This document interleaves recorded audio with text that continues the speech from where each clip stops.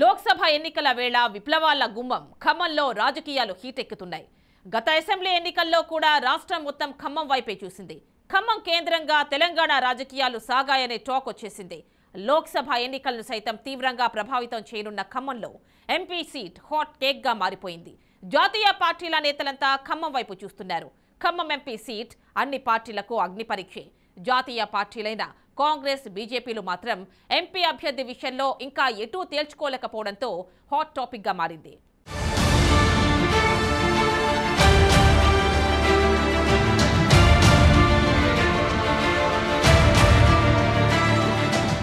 ఖమ్మం జిల్లా కాంగ్రెస్ జిల్లా అని మొదటి నుంచి పేరుంది. జిల్లా వ్యాప్తంగా కాంగ్రెస్, టీడీపీ, కమ్యూనిస్టుల ఆధిపత్యం ఉంటుంది. కాలక్రమేణా కమ్యూనిస్టులు తమ ఉనికిని కోల్పోయారు. ముఖ్యంగా తెలంగాణ ఏర్పడిన తర్వాత వారి ప్రాబల్యం చాలా తగ్గింది అని చెప్పొచ్చు. రాష్ట్ర విభజన పరిస్థితుల్లో తెలంగాణలో టీడీపీ కూడా కనుమరుగైంది. నాయకులంతా తెలంగాణ ఏర్పడిన తర్వాత టీఆర్ఎస్ పార్టీలో జాయిన్ అయ్యారు. అయినా ఇప్పటికీ టీడీపీ, కమ్యూనిస్టులకు గ్రామాల్లో అభిమానులు, నిబద్ధత కలిగిన కార్యకర్తలు ఉన్నారు. బీజేపీ కూడా కొంత బలంగానే గ్రామాల్లో విస్తరించింది. ఇటువంటి పరిస్థితుల్లో ఖమ్మం ఎంపీ సీటు అన్ని పార్టీలకు ప్రతిష్టాత్మకంగా మారింది. ముఖ్యంగా అధికార పార్టీ కాంగ్రెస్ సీటు కోసం నేతలు క్యూగడుతున్నారు. భారీగా విశ్వ ప్రయత్నాలు సాగిస్తున్నారు.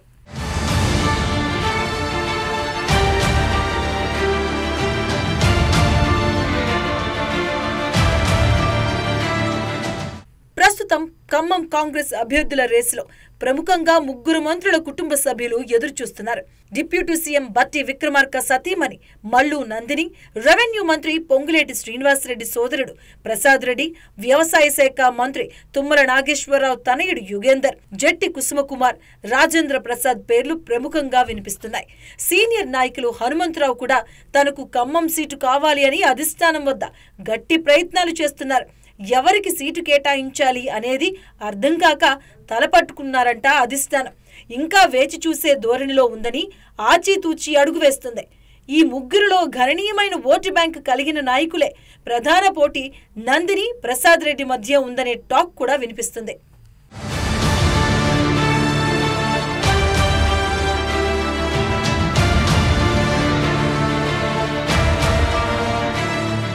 బీఆర్ఎస్ పార్టీ ఓటమితో కాంగ్రెస్ కు ప్రత్యామ్నాయ పార్టీ బీజేపీ అని ప్రజలు ఒక నిర్ణయంతో ఉన్నారు.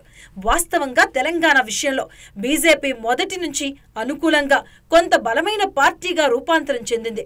మోడీ ఇమేజ్, హిందూతత్వ అభిమానంతో ఎంపీ ఎన్నికల్లో పుంజుకోవడానికి పక్కా ప్రణాళికతో ముందుకు సాగుతుంది. బీజేపీ నుంచి తాండ్ర వినోద్రావు, డాక్టర్ వెంకటేశ్వర్లు, దేవకి వాసుదేవరావు, గెల్లా సత్యనారాయణ మొదటి టికెట్ రేసులో ఉన్న ఆ తర్వాత వినోద్రావు, వెంకటేశ్వర్లు ముందుకొచ్చారు. ఆ తర్వాత జలగం వెంకట్రావు చేరికతో ఎంపీ సీటు తనకే అని అనుకున్నారు. కానీ బీజేపీ అధిష్టానం ఆలోచనలు వేరుగా ఉన్నాయి. ప్రస్తుత బీఆర్ఎస్ పార్టీ అభ్యర్థి నామా నాగేశ్వరరావును బీజేపీ లేక టీడీపీలో చేర్చుకొని టికెట్ ఇవ్వాలని ఆలోచనలో ఉన్నట్లు ప్రచారం సాగుతుంది.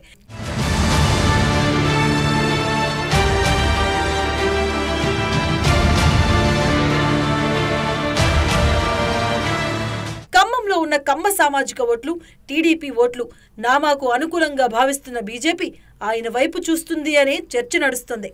ప్రస్తుత ఎంపీ నామా పక్కచూపులు చూస్తున్నారని భావించిన కేసీఆర్ ముందు చూపుతో వ్యవహరించి నామా నాగేశ్వర అభ్యర్థి తత్వాన్ని ఖరారు చేశారు. అందరికంటే ముందు అభ్యర్థిని ప్రకటించినా ఏదో ఆందోళన పార్టీలో కనిపిస్తుంది. నామా కూడా పోటీకి అంత సుముఖంగా లేదని గుసగుసలు వస్తున్నాయి. కొంతకాలం కాంగ్రెస్ లేక బీజేపీలో చేరుతారు అని ప్రచారం కూడా సాగింది. ఒకవేళ నామా పార్టీ మారితే బీఆర్ఎస్ అభ్యర్థి ఎవరు అనేది కూడా $1 మిలియన్ ప్రశ్న. బీఆర్ఎస్ అధికారం కోల్పోయిన తర్వాత సహజంగా గ్రాఫ్ కూడా పడిపోయింది. ఈ నేపథ్యంలో అభ్యర్థులు కూడా ఎంపీ సీటు కోసం పెద్దగా ఆశలు పెట్టుకున్నట్లు కనిపించడం లేదు అన్న అభిప్రాయాలు వ్యక్తమవుతున్నాయి.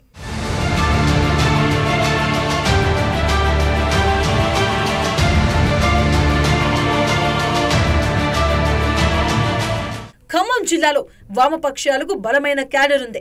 తెలంగాణ తర్వాత మసగబారిన కమ్యూనిస్టులకు సొంతగా సీటు గెలుచుకునే బలమైతే లేదనే టాక్ వినిపిస్తుంది. కానీ గెలుపోటములను నిర్ణయించడంలో కమ్యూనిస్టులు కీలక భూమిక పోషిస్తారు అనే టాక్ ఉంది. అయితే కమ్యూనిస్టులలో సిపిఐ పొత్తులో భాగంగా మాకు ఒక్క సీటు కేటాయించాలి, అది కూడా ఖమ్మం ఇవ్వాలని పట్టుబడుతున్నారు. కాంగ్రెస్ అధిష్టానం ముందు తన డిమాండ్ పెట్టి గట్టి ప్రయత్నాలు చేస్తుంది. కానీ అధికార పార్టీ సునాయాసంగా గెలిచే ఖమ్మం సీటు వదులుకుంటుందా? పొత్తులో భాగమైతే మరేదైనా సీటు కేటాయిస్తాం.